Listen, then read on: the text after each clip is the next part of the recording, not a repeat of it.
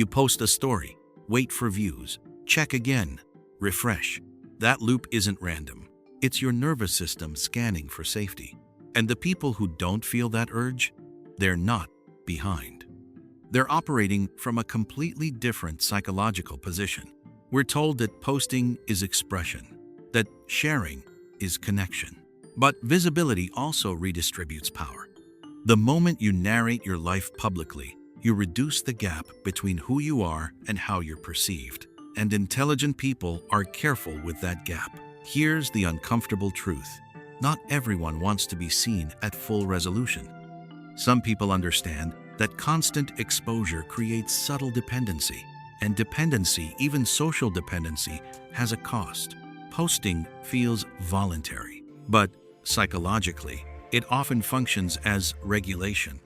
When you share something online and wait for a response, your nervous system is not just communicating, it's scanning. Am I accepted? Am I approved? Am I still relevant? That microloop becomes reinforcing. Not because you're shallow, but because you're human. Now consider the opposite. Someone who rarely posts isn't necessarily antisocial. They may simply regulate internally. Their sense of stability doesn't require public confirmation. That difference is not about personality. It's about where validation lives, inside or outside. Be honest. If you stopped posting entirely for 3 months, what would actually happen to you emotionally? Relief? Or a quiet discomfort you don't want to examine? Smart people understand something subtle about identity. The more you publish, the more you freeze yourself into aversion. Opinions become artifacts. Moments become permanent. And once identity is fixed publicly, flexibility shrinks. Intelligent minds value flexibility. They prefer optionality over exposure. It's not about hiding. It's about preserving maneuverability. There's also a status dynamic most people ignore. In social groups, information is leverage. The person who reveals everything reduces their strategic ambiguity. The person who reveals selectively maintains it. When less is known, more is projected, and projection often increases perceived depth. Have you noticed how the quiet person in a room sometimes feels more powerful than the loud one? It's not charisma, it's informational restraint. People think not posting is about insecurity. Often, it's about control. Control over narrative, control over timing, control over who has access. Now, let's move deeper. Social media platforms are not neutral spaces. They are environments engineered to amplify emotional intensity. The more you engage, the more your attention is trained toward reaction. You begin anticipating how something will be received before you experience it fully. Life shifts from being lived to being potentially shared. Smart people ask a different question. What is this conditioning me into? Are you acting, or are you pre-performing? When visibility becomes frequent, self-perception can slowly externalize. Instead of asking, "Do I like this?" you begin asking, "Will this land well?" That shift is subtle, but it changes agency. Here's the paradox. It's not that smart people don't care about connection. It's that they understand connection doesn't require exhibition. Visibility feels powerful, but often restraint creates it. Another layer most people overlook is attachment. If you have anxious attachment, posting isn't vanity. It's nervous system regulation. Every like is a micro-confirmation. I still exist to you. And silence? Silence feels like abandonment. Someone with more secure internal regulation doesn't feel that same urgency. They don't interpret silence as loss.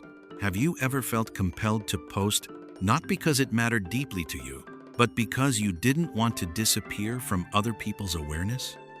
That impulse is rarely about content. It's about continuity. When you remain partially unseen, you retain the freedom to evolve without public revision. Growth happens privately. Mistakes dissolve without documentation. Exposure amplifies scrutiny.